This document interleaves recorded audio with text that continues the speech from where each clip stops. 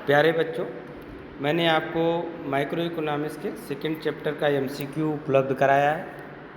अब उस कड़ी में हम नेक्स्ट क्वेश्चन को देखेंगे, जो कि आपके अगस्त माह के मासिक परीक्षा में काम आएगा।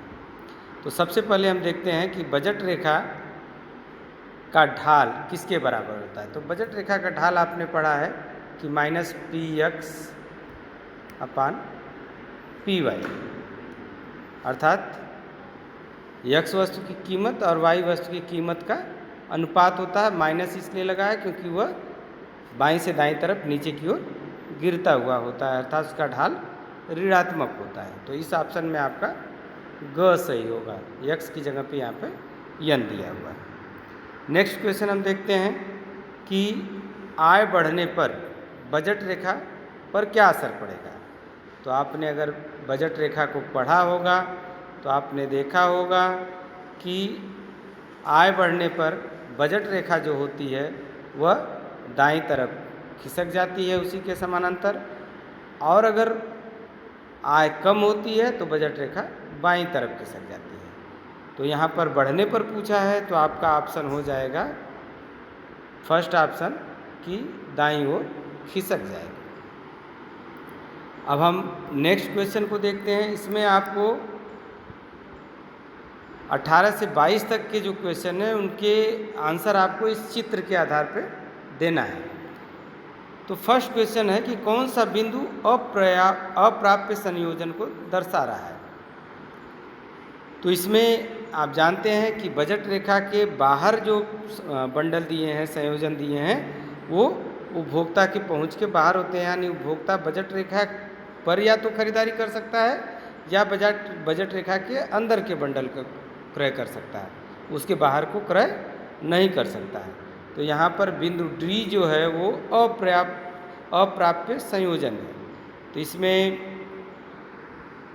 चौथा ऑप्शन है जो बिंदु डी को दर्शा रहा है। अब हम नेक्स्ट क्वेश्चन को देखते हैं। नेक्स्ट क्वेश्चन हमारा है कौन सा बिंदु आय के पूर्ण खर्च न होने को दर्शा रहा है। तो इसके लिए पुनः हमको वो चित्र देखना पड़ेगा। आय के पूर्ण न खर्च होने को दर्शाने का तात्पर्य है कि जब आप बजट रेखा के बाहर क्रय नहीं कर सकते और बजट रेखा पर हैं तो आपकी आय पूरी तरह खर्च हो रही है। अब बजट रेखा के अंदर के जितने बिंदु हैं, ये सारे बिंदु, इन्हें उपभोक्ता क्रय करेगा लेकिन उसका पूरा बजट खर्च नहीं होगा। तो इस संदर्भ में ये जो सी बिंदु दिखाया गया है, ये सी बिंदु ऐसा बिंदु है जिस पर उपभोक्ता का बजट पूरी तरह खर्च नहीं होगा। तो इसका आपका ऑप्शन कौन सा हो जाएगा? सेकंड ऑप्शन हो जाएगा, जहाँ पर आप कहेंगे कि उपभोक्ता का जो है इसमें पूर्ण खर्च न आय को पूर्ण खर्च न होने को दर्शा रहा है, तो इसमें सेकेंड ऑप्शन आपका हो जाएगा। नेक्स्ट अब आगे बढ़ते हैं हम। कौन सा बिंदु उपभोक्ता संतुलन को दर्शा रहा है। तो उपभोक्ता संतुलन के लिए आप जानते हैं कि वह बिंदु जिस पर बजट रेखा अनधिमान वक्र को स्पर्श करती हो। तो उस चित्र में आप देख लेंगे कि बजट रेखा को कौन सा बिंदु स्पर्श कर रही है। तो यहाँ पर आप देख रहे हैं ई बिंदु है, जो ई बिंदु पर बजट रेखा पर अनधिमान वक्र स्पर्श कर रहा है। तो आपका आंसर हो जाएगा यहाँ पर ई।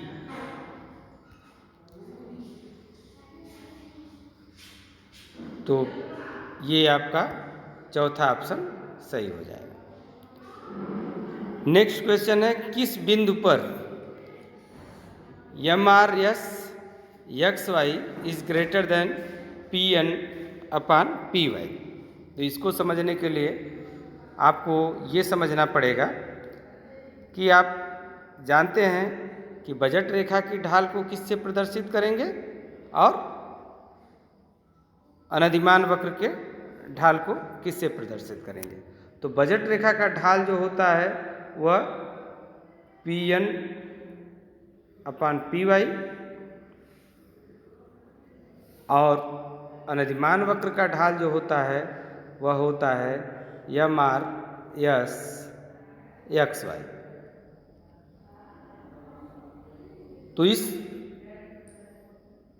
तो आपको वह बिंदु इसमें देखना है जहाँ पर अनधिमान वक्र का ढाल बजट रेखा के ढाल से अधिक हो। तो फिर से चित्र में चलेंगे आप पुनः। तो यहाँ पर आप देखेंगे कि डी बिंदु जो दिया हुआ है तो उस पर तो अनधिमान वक्र दिखाया ही नहीं गया है, तो वहाँ आप विचारणीय है नहीं। नेक्स्ट आपका ई बिंदु है। ई बिंदु संतुलन का बिंदु है, जहाँ पर आप देख रहे हैं कि अनधिमान वक्र और बजट रेखा एक दूसरे को स्पर्श कर रहे हैं, इसलिए वहाँ पर क्या होगा, दोनों की ढाल बराबर होगी। यानी इसका मतलब होगा कि ई बिंदु पर M R S X Y equal to P N upon P Y. तो नेक्स्ट बिंदु आपका ये है। ये बिंदु पर आप देख रहे हैं कि यहाँ पर अनधिमान वक्र का ढाल जो है बजट रेखा के ढाल से अधिक है। इस तरह की सिचुएशन है, ये बजट रेखा है और ये अनधिमान वक्र है। तो यहाँ पर आप देख रहे हैं अनधिमान वक्र की ढाल अधिक है, अर्थात M R S X Y ये बिंदु पर अधिक है। तो इस आधार पर आप उस क्वेश्चन का आंसर आसानी से दे सकते हैं कि ये बिंदु कहाँ पर दिखाया गया है, फर्स्ट ऑप्शन। तो फर्स्ट ऑप्शन में आप M R S X Y is greater than P N upon P Y. Next question देखते हैं। किसी बिंदु पर M R S X Y is less than P N upon P Y. तो उस उदाहरण में आप सेम वही जाएंगे और वहाँ देखेंगे जो नीचे का बिंदु होगा, यहाँ पर आप देख रहे हैं बी बिंदु पर आप देखेंगे तो यहाँ पर स्पष्ट दिखाई दे रहा है कि अनधिमान वक्र की स्थिति ये है और बजट रेखा की स्थिति ये है। तो देखकर ही आप कह सकते हैं कि अनधिमान वक्र की ढाल कम है, अर्थात एम आर एस अनधिमान वक्र की ढाल को हम किससे प्रदर्शित करते हैं, M R S X Y यानी प्रतिस्थापन की सीमांत दर से। तो प्रतिस्थापन की सीमांत दर M R S X Y इस बिंदु पर क्या होगी, कम होगी बी बिंदु पर। तो उसमें हम ऑप्शन को सर्च कर लेते हैं कि किस बिंदु पर, बी बिंदु कहाँ पर दिया है। तो बी बिंदु आपका सेकेंड ऑप्शन है, तो आप इसमें सेकेंड ऑप्शन सही होगा। नेक्स्ट क्वेश्चन देखते हैं।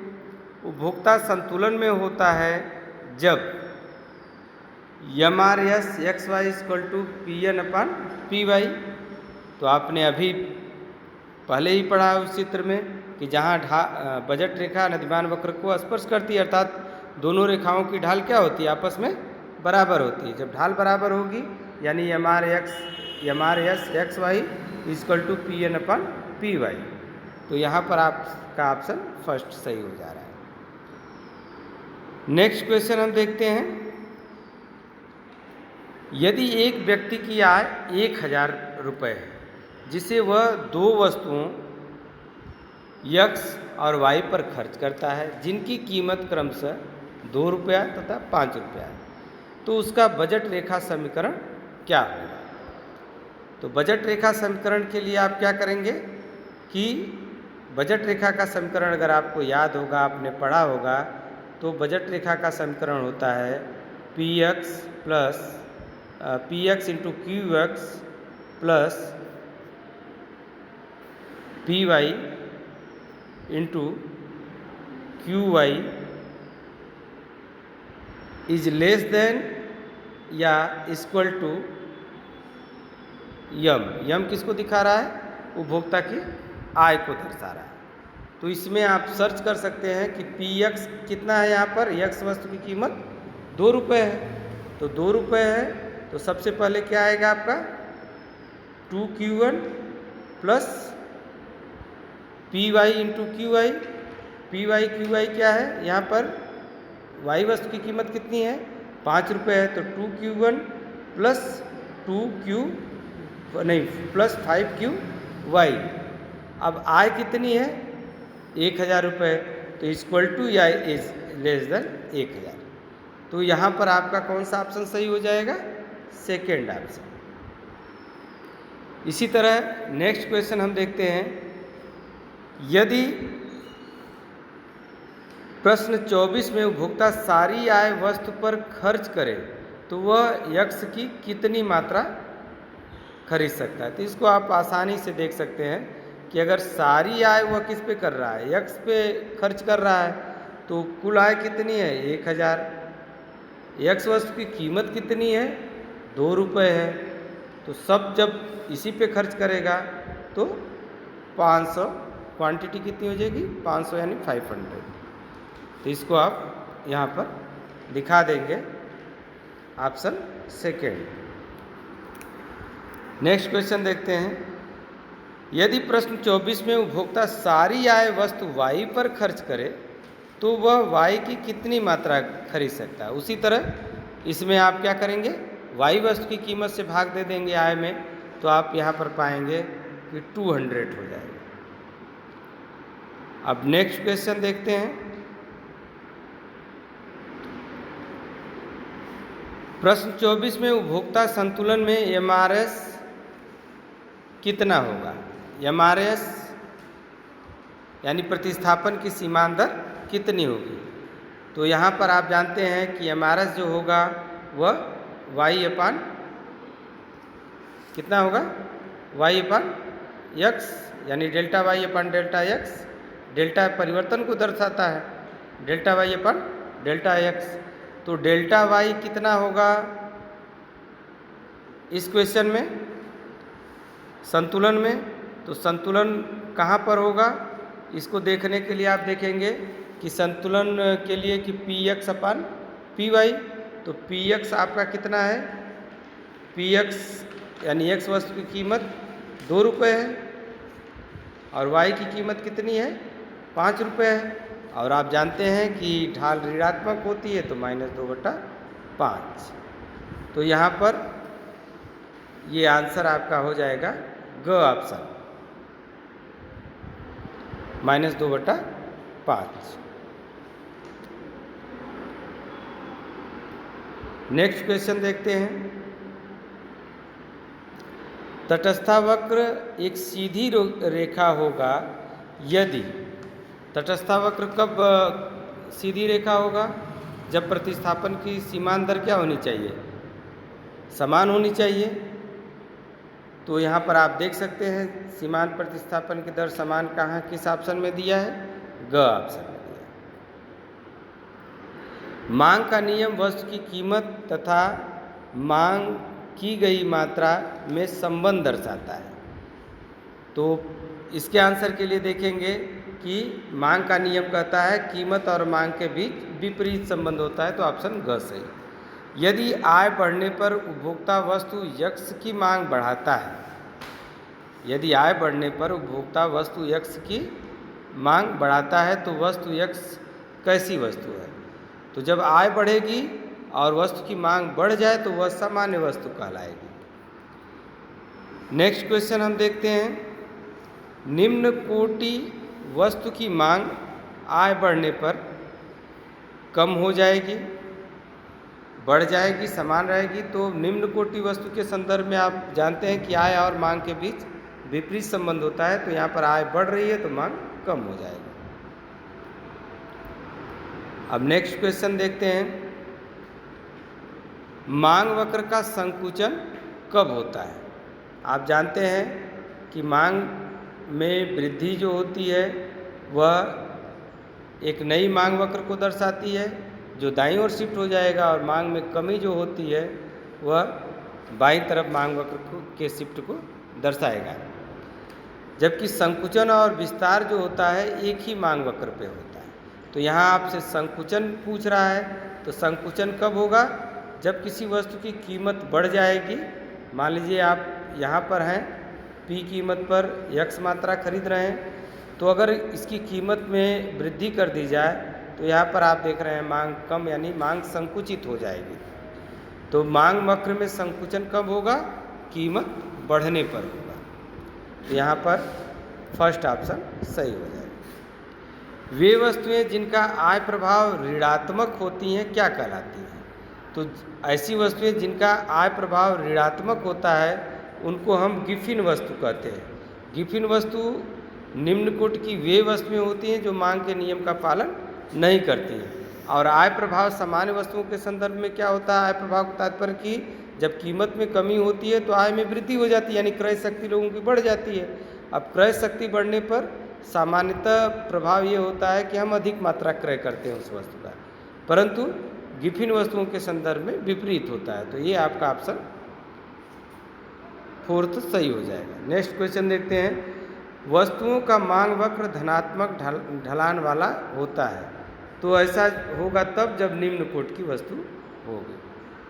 नहीं, इसमें चूंकि निम्न कोटि और गिफिन वस्तु दोनों दिया है, तो निम्न कोटि की वस्तु को हम हमेशा आय से जोड़ेंगे और गिफिन वस्तु को हमेशा कीमत से जोड़ेंगे। तो यहाँ पर हमारा जो है गिफिन वस्तु सही होगा।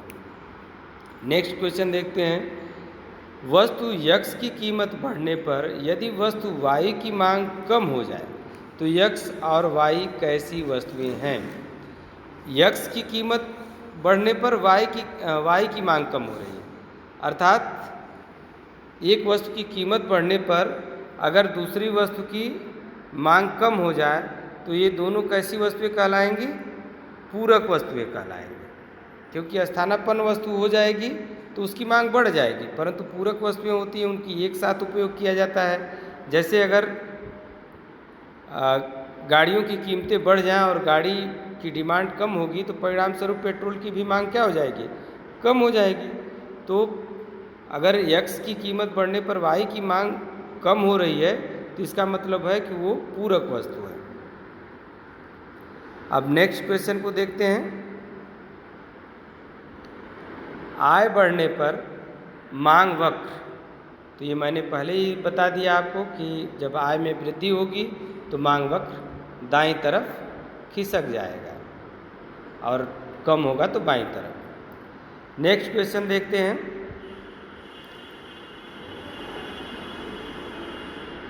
यहाँ एक क्वेश्चन में थोड़ा सा बदलाव होगा इसके आंसर में। यहाँ पर ग ऑप्शन जो दिया है कि सामान्य वस्तु की स्थिति में दाईं ओर खिसकता है तथा निम्न कोटि की वस्तु की स्थिति में बाईं ओर खिसकता है, तो यहाँ पर ऑप्शन ग सही हो जाएगा, क्योंकि आप अभी हमने बताया आपको कि जो निम्न कोटि की वस्तु होती है उसकी मांग जो है आय बढ़ने पर कम हो जाती है, तो यहाँ पर ग ऑप्शन सही होगा। नेक्स्ट क्वेश्चन देखते हैं। मांग वक्र में खिसकाव का कारण है, तो मांग वक्र में खिसकाव का कारण होता है कि कीमत में आय में परिवर्तन होगा तब भी मांग वक्र खिसक जाएगा, रुचि में परिवर्तन होगा तब भी मांग वक्र खिसक जाएगा, अर्थात कीमत को छोड़कर किसी अन्य कारक में परिवर्तन होगा तो आय वक्र में खिसकाव होगा, क्योंकि मांग वक्र जो होता है वो क्या दर्शाता है? कीमत और मांग के बीच संबंध को दर्शाता है। तो यहाँ पर आपका चतुर्थ ऑप्शन सही होगा। प्रचार करने से वस्तु की मांग वक्र क्या हो जाएगी? प्रचार करेंगे तो वस्तु की मांग बढ़ जाएगी, यानी वो दाईं ओर खिसक जाएगा। सरल सा आंसर है इसका। नेक्स्ट क्वेश्चन देखते हैं। कीमत में परिवर्तन से क्रय शक्ति में होने वाले परिवर्तन को क्या कहा जाता है? इसको हम आय प्रभाव कहते हैं, यानी अगर कीमत में वृद्धि होती है तो क्रय शक्ति कम हो जाती है, यानी आय कम हो जाता है, और दूसरी तरफ अगर कीमत में कमी आती है तो लोगों की क्रय शक्ति बढ़ जाती है, इसको हम आय प्रभाव कहते हैं। नेक्स्ट क्वेश्चन देखते हैं।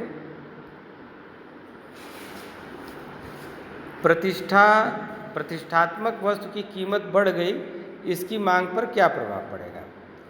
तो अगर प्रतिष्ठात्मक या विलासिता की वस्तु की कीमत बढ़ गई है तो इसकी मांग पर जो प्रभाव पड़ेगा वह बहुत अधिक जो है कि अंतर नहीं होगा। इससे इस वस्तु की मांग क्या होगी? अगर वह प्रतिष्ठा मूलक वस्तु है तो इसकी मांग जो होगी वह संकुचित हो जाएगी, मांग संकुचित हो जाएगी। कुछ लोगों को ये कन्फ्यूज होगा कि नहीं, यहाँ पर प्रतिष्ठा वस्तु की लोच अधिक होती है तो कीमत बढ़ने पर इसकी मांग बढ़ेगी, लेकिन ऐसा कुछ नहीं है। प्रतिष्ठात्मक वस्तु लोच अधिक होने का तात्पर्य कि प्रतिक्रिया बहुत अधिक करेगा। अगर कीमत में कमी होती है तो उसकी मांग बहुत अधिक बढ़ जाती है, परंतु कीमत में अगर वृद्धि होती है तो उसी अनुपात में उसकी मांग भी कम हो जाती है। विलासिता की वस्तुएं होती हैं उनकी मांग इकाई से अधिक लोच होती है उनकी। नेक्स्ट क्वेश्चन देखते हैं, मांग की कीमत लोच किसके बराबर होती है? तो मांग की कीमत लोच की परिभाषा अगर इक्वेशन आपने याद किया होगा तो डेल्टा क्यू इस रूप में याद किया होगा आपने, delta Q upon delta P गुणते पी अपान क्यू। तो इस ऑप्शन को आप सर्च करेंगे तो यहाँ पर आपको ये ऑप्शन मिलेगा P upon Q, last option मिलेगा फोर्थ वाला ऑप्शन। अब नेक्स्ट क्वेश्चन देखते हैं, मांग की कीमत लोच जब इकाई के बराबर हो तो मांग वक्र का आकार कैसा हो?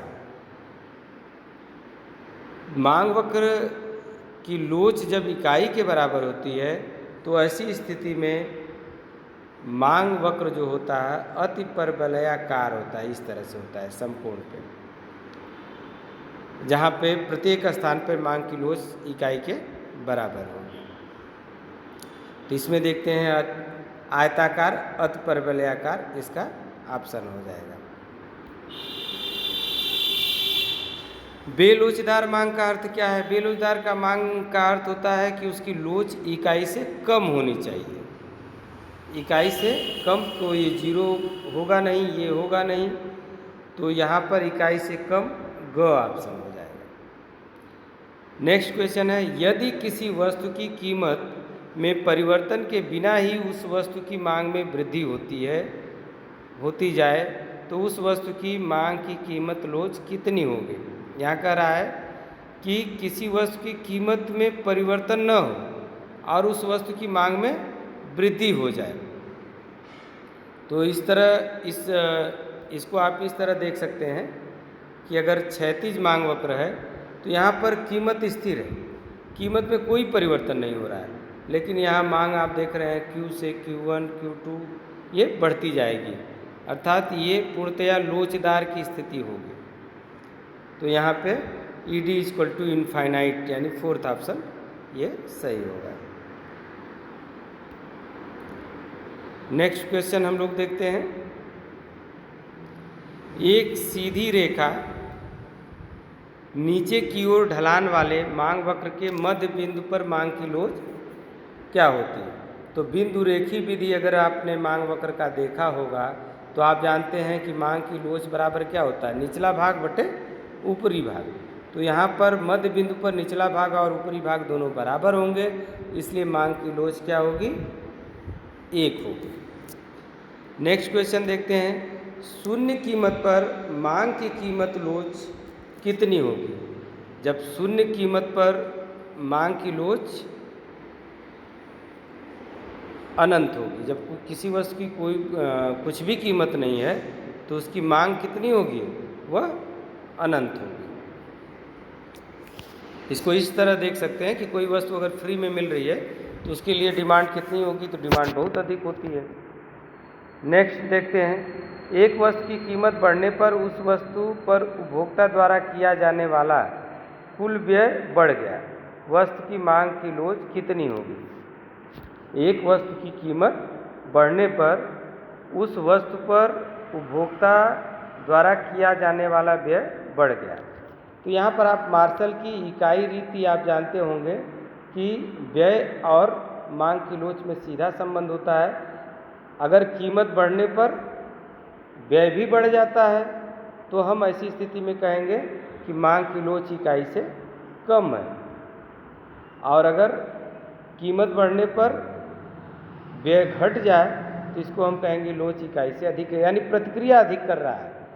जब उपभोक्ता प्रतिक्रिया अधिक करे, कीमत बढ़ने पर उसकी मांग को कम कर दे जिससे व्यय घट जाए, तो लोच इकाई से अधिक हो जाएगी। और कीमत बढ़ने पर अगर व्यय बढ़ गया अर्थात उसने खरीदारी कम नहीं की, कीमत बढ़ने पर प्रतिक्रिया कुछ नहीं दी, तो उसको हम कहेंगे कि लोच इकाई से कम है।